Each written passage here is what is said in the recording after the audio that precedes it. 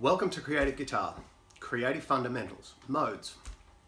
Now, at some point in your musical life and your journey as a guitar player or musician, you will come across these things called modes. They have fancy names, and so they sound incredibly hard. And a lot of people get pushed back on the theory, and some people get to know them, but they don't really know how to apply them. And so, really advanced players do get a good mastery of them. But what I'm trying to do today is to show you a creative approach to understanding modes and understanding where to use them. Now, this is only a very basic approach, but it will give you a good foundation for some of the further lessons and future lessons in which we will explore this territory using this concept. Okay, now, some of these names, Lydian dominant or Lydian flat 7, Phrygian major, Dorian, Locrian, Ionian, you might have heard some of these names, and some guitarists might have actually learnt all the patterns along the neck from major diatonic theory. Ionian, Dorian, Phrygian, Lydian, blah, blah, blah. And they learn the patterns. Well, I remember when I was learning, and I remember when I was learning these modes, and I was going, okay, well, I've learnt all the patterns, and I've learnt all the names, and I can see how they all join together. But then someone would say, look, I'm playing a real Lydian sound, but I couldn't really understand that because I was just a major scale, right, starting on a different degree. Let's start at the beginning. The way I want you to look at modes, if you're confused about modes, is that there are only two key foundation scales, major and minor. That's it. Just like a major and a minor chord.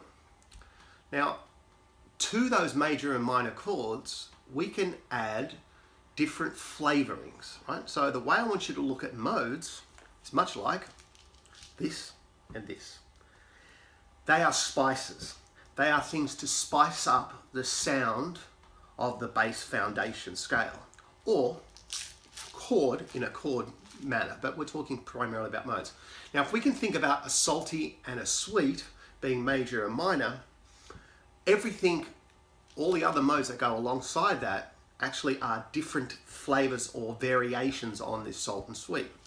So if we start looking at our spice cupboard, you'll see all these different spices.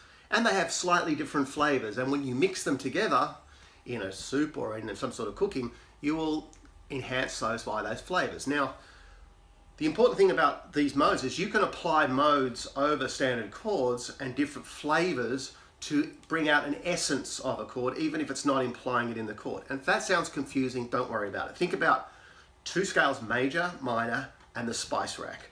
And so Dorian, Phrygian, Lydian, all of these sort of fancy sounding names, think of them as a spice.